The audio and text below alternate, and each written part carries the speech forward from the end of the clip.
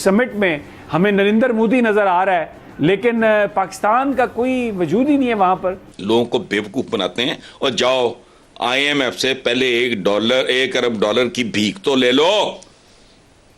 किन लोगों को बेवकूफ बना रहे हो? पाकिस्तान जो पहले ही माली मुश्किलात का शिकार है, उसके लिए पड़ोसी ममालिक की तिजारत किस हद तक ज़रूरी है, इसका कोई इनकार नहीं कर सकता। लेकिन अफसोस कि हम पड़ोसी ममालिक से भी तिजारत नहीं कर रहे हैं। अब खबर यह है कि पाकिस्तान ने अपनी खारजा पॉलिसी में तब्दीली की है और पाकिस्तान ब्रिक्स इत्तेहाद में शामिल होने जा रहा है। तो ब्राज़ील और रशिया और चाइना जो है वो पाकिस्तान की बड़ा एक स्ट्रॉन्ग सपोर्ट रखते हैं, तो वो ज़रूर चाहते हैं कि पाकिस्तान और रशिया और चाइना दोनों जो हैं वो स्ट्रॉन्गर मेंबर्स हैं। आपको वो बुलाएं, आप इस काबिल तो पहले हो जाओ। आपके अपने मुल्क के मामलात ठीक नहीं है, आपकी सियासत ठीक नहीं है, आपके अदारे ठीक नहीं है, आप किस मुंह से कहते हो हमें बुला लो? वो इतनी बड़ी इकोनॉमी बन चुका है कि उसके पास इतना टाइम नहीं है। वो कहते हैं ना कि अपने आप को बनाने में इतने मसरूफ हो जाओ कि किसी और पे उंगली उठाने का वक्त ना मिले। इंडिया ये काम कर रहा है, वो हमसे बहुत ऊपर चला गया और हम अभी भी उसी मुकाबलेबाजी में कि हम उसे ऊपर जा सकते हैं, कि हमारा कोई पॉसिबिलिटी ऐसी है, बिल्कुल भी नहीं है। हम उसके, मैं कहता हूँ कि 10% पे भी नहीं खड़े इस टाइम। उसकी हम आर्मी देख लें, उस टाइम वेपन्स देख लें, उसकी हम जितनी भी आप मतलब मिसाइल देख लें, आईटी सेक्टर देख लें, वो आईटी में दुनिया को इस टाइम लीड कर। कुरान पाक में है कि अपने घोड़े तैयार रखो। अब पाक फौज घोड़ों पे बैठ जाए। जयशंकर साहब की स्पीच है, उसके अंदर भी उन्होंने ये कहा कि जो एससीओ है जिसका टारगेट है कनेक्टिविटी और एक्सपेंशन ऑफ बिजनेस और सारा कुछ ये चीजें और एनर्जी और सारा कुछ, लेकिन जब तक पीस नहीं होगा तिजारत किस तरह होगी? मैं एग्री करूंगा इस बात से। मैं हमेशा 41% ऑफ द वर्ल्ड पॉपुलेशन, 41% दुनिया की जो जनसंख्या है वो ब्रिक्स में रहती है। ये जो जारी बात है, वहां पे एर्दोगान जो है वो रिक्वेस्ट करेगा पीएम मोदी से कि आप हमारी मदद करें, हमें उसको बनाने में, मेंबर बनाने में ब्रिक्स का। देखें, ये होती है जहां पे आप देखें, यहाँ पे आके पाकिस्तान जो है वो इररेलेवेंट हो गया है। ये सारे फहरिस्त टर्की है, थाईलैंड है, कई मुल्क ऐसे हैं जो ब्रिक्स में जाने जा रहे हैं। तो वो अब ये ब्रिक्स इस पूरे सिनेरियो में देखिए ना, इजिप्ट के भी ये सारे वो मुल्क हैं जो कि इस वक्त एक ही अगर आप मंजरनामा देखें, आप सेपरेट नहीं। नमस्कार दोस्तों, नमो राष्ट्रवाद में आपका स्वागत है। पाकिस्तान की एक बहुत पुरानी ख्वाहिश है कि वो ब्रिक्स में शामिल हो जाए, वो G20 में शामिल हो, लेकिन इनकी इतनी औकात नहीं है, इतनी इकोनॉमी नहीं है, इस तरह का पूरा स्ट्रक्चर नहीं है कि ये डिजर्व नहीं करते हैं इस तरह के ग्रुप में शामिल होना। अब चीन की थोड़ी कोशिश है, क्योंकि चीन का इस समय डॉग बना हुआ है पाकिस्तान। जैसे कि नॉर्थ कोरिया ऑलरेडी चीन का डॉग है, वैसे ही पाकिस्तान भी है। तो अब चीन की कोशिश है कि किसी तरह से ब्रिक्स में इसे ले आया जाए। अब पाकिस्तानी को उम्मीद है कि चीन की मदद से, जैसे इन्होंने न्यूक्लियर टेस्ट किया था एक जमाने में, वैसे ही ब्रिक्स में भी आ सकते हैं। हालांकि इतना आसान नहीं है। भारत को ये सूट नहीं करता कि पाकिस्तान ब्रिक्स में आए, क्योंकि उससे ब्रिक्स की जो भी एक पॉलिसीज है उसको नुकसान पहुंचेगा, क्योंकि पाकिस्तान डिजर्व नहीं करता है, उतनी बड़ी इकोनॉमी नहीं है, कुछ नहीं है, और उल्टा ये लोग ब्रिक्स में फिर अपने पर्सनल जो इश्यूज है उनको उठाना शुरू करेंगे। आप इस सब के बारे में क्या सोचते हैं? क्या भारत को, पाकिस्तान को ब्रिक्स में आने देना चाहिए या नहीं आने देना चाहिए? आपके जो भी विचारों कमेंट बॉक्स में जरूर लिखें। वीडियो अच्छा लगे तो लाइक करें, शेयर करें, चैनल को सब्सक्राइब करना नहीं भूलें। आइए आगे बढ़ते हैं इस वीडियो में, हम लोग डिस्कस करेंगे वीडियो के अंत में। अच्छा, अब भारत, आपको पता है जो वहाँ पर एक इंतहा पसंदाना नज़रिया, मोदी का नज़रिया है, आपको लगता है कि जिस तरह पहले भी उसने विटो किया और कोशिश की कि पाकिस्तान इस ग्रुप का हिस्सा ना बने, अब चूंकि पाकिस्तान की शमूलियत का इम्कान है तो कि भारत डाइजेस्ट कर लेगा आराम से, या फिर कोई रखना डाल सकता है? What do you think? नहीं, बिल्कुल वो कोशिश तो यही करेंगे कि पाकिस्तान उसमें उसका हिस्सा ना बने। तो कोशिश तो उनकी यही होगी, मगर इसीलिए हमें जो है दूसरे ममालिक की सपोर्ट हासिल है ताकि उसका हिस्सा बन सकें। ये एससीओ किस तरह हुई? एससीओ सारी की सारी एफर्ट जो थी वो चाइना इसके पीछे था। चाइना चाहता था कि एससीओ हो और वो पाकिस्तान में हो। याद हो कि रिसेंटली जब यूएन जनरल असेंबली में टर्किश प्राइम मिनिस्टर प्रेसिडेंट रजब तैयब एर्दोगान ने कश्मीर के मसले को डिस्कस ना किया, और कहा जाता है 2019 के बाद जब से कश्मीर का मसला, जब इंडिया ने 370-35 रिवोक किया, तब से जो दुनिया के अंदर पाकिस्तान बड़ी कोशिश कर रहा था, इस आलम इस्लाम में कोशिश कर रहा था, तो टर्किश प्रेसिडेंट हमेशा डिस्कस किया करते थे, लेकिन यूएन जनरल असेंबली में उन्होंने डिस्कस नहीं किया। मुझे ज़ाती तौर पे जो मैंने चीज़ महसूस की कि जब एससीओ की समिट के दौरान प्राइम मिनिस्टर ने कश्मीर का जिक्र ना किया, तो मैंने इस पे जो कमेंट किया था, मैंने यही कहा था कि इट्स बिकॉज कि इंडिया पाकिस्तान के जो बायलैटरल मसले हैं वो एक मल्टीलैटरल फोरम में डिस्कस नहीं हो सकते।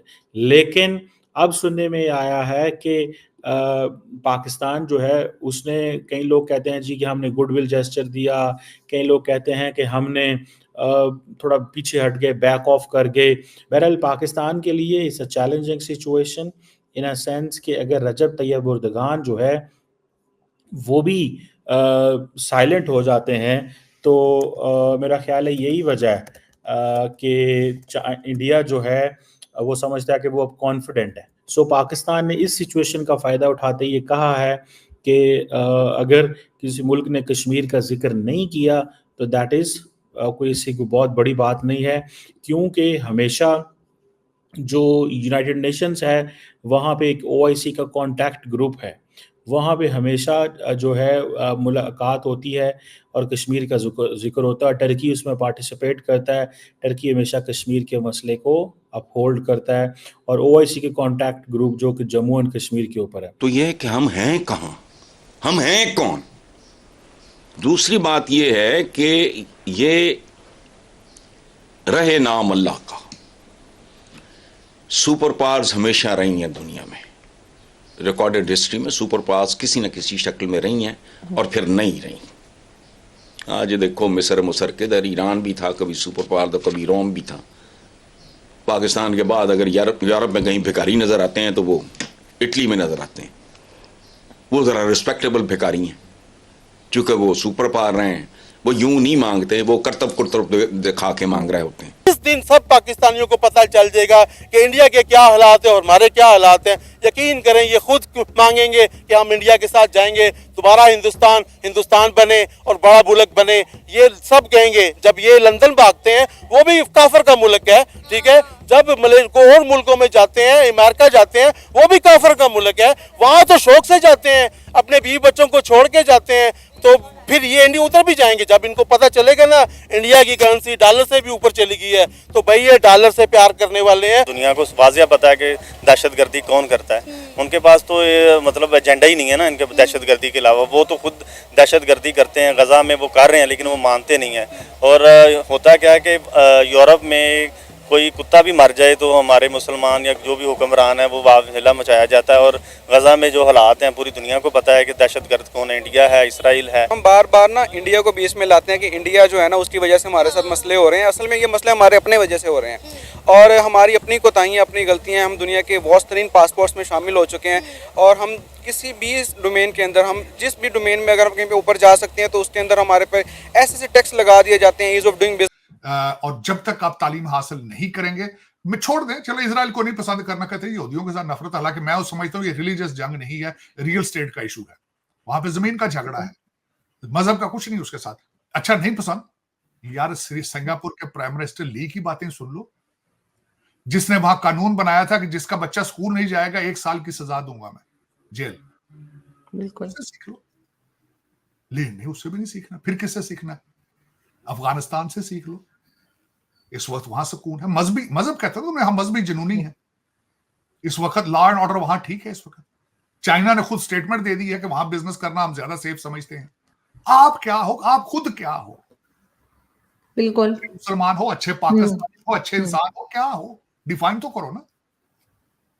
यही अलमिया है मेरा। मैं तो हमेशा यही कहता हूं कि कहते खुद भी जियो, दूसरों को भी जीने, हर एक की रिस्पेक्ट करो, बल्कि हर जिंदा चीज की आप रिस्पेक्ट करो, जानवर की रिस्पेक्ट करो, पौधों की आप रिस्पेक्ट करो। यकीन करें, मैं ये जो बातें कह रहा हूं, आरजू मैं एक आखिरी बात ऐड करना चाहूंगा, आप ये करना सीख लें, सुकून आ जाएगा। रूमी ने कहा था, हालांकि इज अ बिग फिलोसोफर, उसने कहा the only bridge in between you and the world is love. दूसरा, मैंने कल एक छोटी सी, बल्कि आपके देखने वालों को छोटी सी चीज ऐड करना चाहूंगा। मैं हमेशा पढ़ने की कोशिश करता रहता हूं कि हाउ टू अचीव और रिसर्च सुकून की तरफ।